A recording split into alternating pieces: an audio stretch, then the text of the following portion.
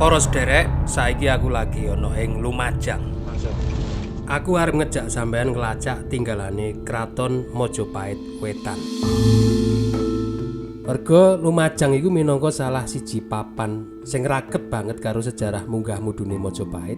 Ning ancen rada ora patek oleh wigati tinimbang Kraton Majapahit Kulon sing ana ing Mojokerto.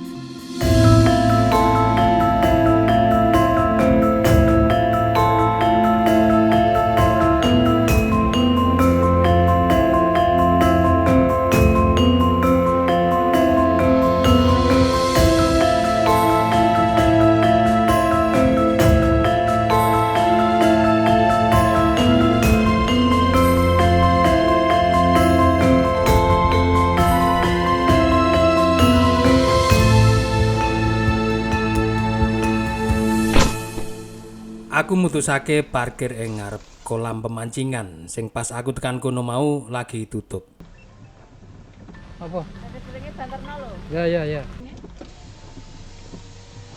Banjur aku nerusake lagu kanthi mlaku dikancani anakku lanang sing meksa pengen melu mergo pengen weruh lokasi situs iki.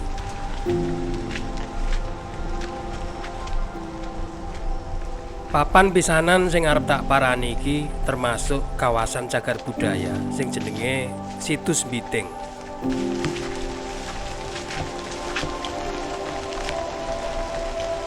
Dununge ana ing Desa Kutarenon, Kecamatan Sukodono, Kabupaten Lumajang, Jawa Timur.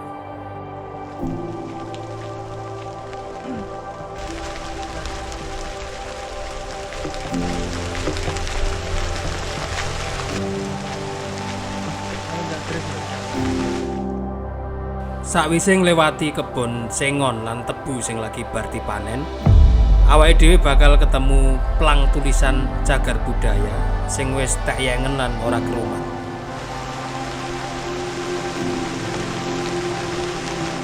Sampeyan ora oleh mindah, njupuk apa meneh kok ngrusak apa wae sing ana ing jero situs kene. Karo mlaku alon-alon nguasake kahanan, aku koyok-koyok sedot ana ing jaman biyen.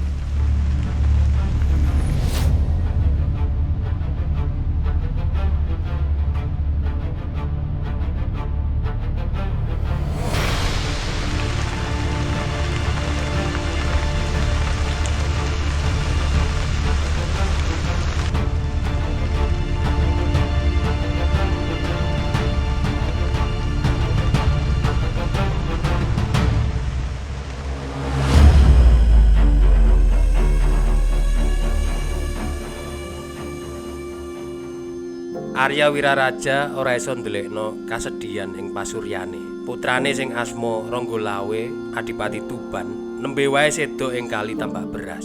Putra sing digadang-gadang dadi wong gedhe ing Majapahit kuwi sedo lan dicap pemberontak dening Majapahit. Sedo ing tangane kanca-kanca seperjuangane dhewe nalika wiwitan ngedekake kerajaan Majapahit bebarengan. Senajan sedone Ranggalawe diupacarani nganggo upacara pakurmatan sing gedhe, nanging kuwi ora iso ngobati gelone Arya Wiraraja. Mula ketiku Arya Wiraraja wis ora menehi wigati maneh marang apa sing ana ing Majapahit. Panjenengane luwih wigati ngurusi tlatah Lamajang 3 juru, minangka tlatah bagiane dheweke saka Perjanjian Sumenep. Kanggo sampeyan sing durung ngerti sapa iku Arya Wiraraja lan apa iku Perjanjian Sumenep, tak jelasno kanthi cekak dhisik.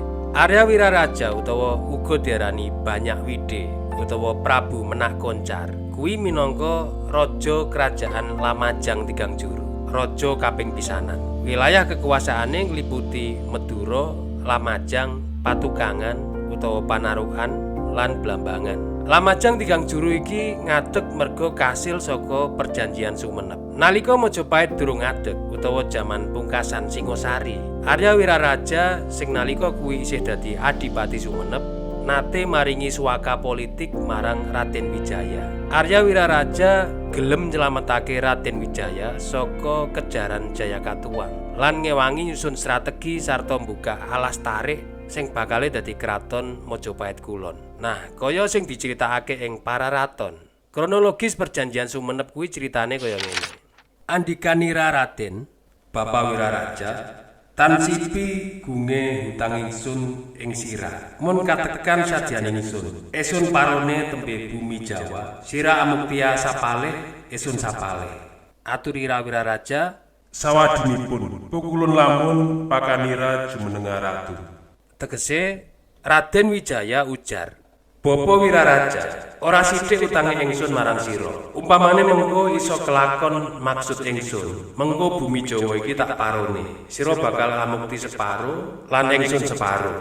Jawab ujare Raden Wijaya, Wiraraja banjur ngendikan, Monggo kersa panjenengan umpami mangke sampun jumeneng dados ratu. mula kanggo ngugemi dawuhe, nalika Raden Wijaya jumeneng dadi Ratu Mojopahit kanthi gelar Nararya Sang Rama Wijaya, wilayah kekuasaan Mojopahit dibagi dadi loro, yaiku Mojopahit Kulon sing ibukutane ana ing Trowulan Mojokerto lan sisih wetan sing wilayahe diarani Lamajang Tigang Juru. Nalika penobatane dadi Prabu ing Lamajang Tigang Juru, Arya Wiraraja didherekake ewonan rombongan Punggawa sing uga melu pindah saka Sumenep Madura menyang Lumajang. Para raton nyebutake yen Arya Wiraraja banjur pamit marang Raden Wijaya lan ora nate ngadhep maneh ing Mojopahit. Iki negesake yen Arya Wiraraja kuwi minangka priyayi sing teges lan merdika.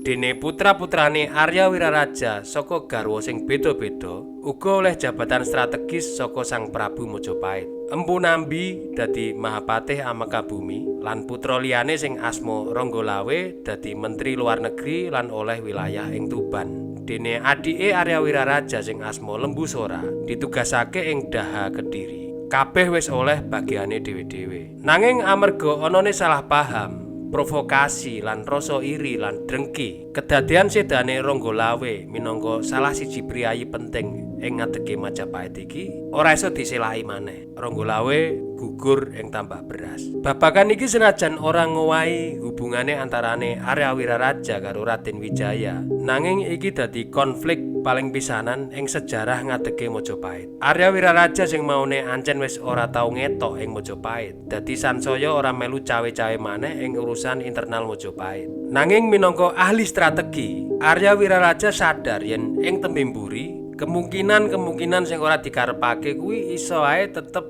mecungul. Kemungkinan paling elek contone yaiku diserang dening peneruse Raden Wijaya ing tembe mburi mengko. Raden Wijaya menawa ora wani lan ora bakal ngaru-aru Lamajang Tigang Juru. Merga ewuh karo Arya Wiraraja, ngilingi jasane sing nate nulungi Raden Wijaya nalika lagi dikejar pasukan Jayakatuwang. Nanging Arya Wiraraja ora iso mesekake yen mengko sakwise panjenengane lan Raden Wijaya sedo, mestine kerajaan sing dibangun iki bakal ndadekno ancaman marang Mojopahit. Mula kanggo antisipasi, Arya Wiraraja nguati pasukane lan akeh mbangun benteng ing tlatah Lamajang Tigang Juru. Negara Kertagama nyebut iki aran Arnon lan saiki mlebu ing tlatah Desa Kutarenon. Salah siji benteng kanggo nginceng sing dibangun Arya Wiraraja yaiku benteng sing tak parani iki. Situs iki diarani situs Mbiting. Mbiting ing basa Madura kuwi tegese beteng. Sing tak tekani iki Blok Randu. Dene total ombone situs Mbiting iki yaiku udakara 135 hektar sing kasebar ing kawasan cagar budaya. Termasuk ana sing wis dirusak sithik dadi perumahan. Kenapa Prabu Arya Wiraraja mbangun akeh benteng? Iki sakjane antisipasi, yaiku kaya sing wis tak wedhar mau, minangka ahli strategi panjenengane wis iso antisipasi yen ing tembe mburi bakal ana serangan-serangan sing ora dinyono. Lan bener wae, sakwise panjenengane sedo lan tahtane diganteni dening putrane sing aran Empu Nambi. Empu Nambi sing nalika kuwi uga patih Mojopahit dianggep brontak lan diserang dhewe dening Mojopahit. Kedadean iki ndadekake Lamajang Tigang Juru bubar lan Empu Nambi sedo. Para raton critakake yen kedadean iki ana ing taun Saka nganggo condol senggalan ngahanut wulan utawa naga nyokot bulan. Lan ing negara Kertagama disebutake taun Mukti Guna Paksarupa sing kekarone nuduhake angka taun 1238 Saka utawa 1316 Masehi. Bubare Lamajang Tigang Juru iki banjur ndadekake kutha-kutha pelabuhan liyane kayata Sadeng lan Patukangan dadi melu nglawan Majapahit sing banjur dikenal minangka Pasadeng utawa Perang Sadeng, yaiku udakara ing taun 1331 Masehi. Sawise kuwi Kraton Lamajang Tigang Juru wis ora ana maneh lan dadi bagean Majapahit, dadi Majapahit Kedaton Wetan.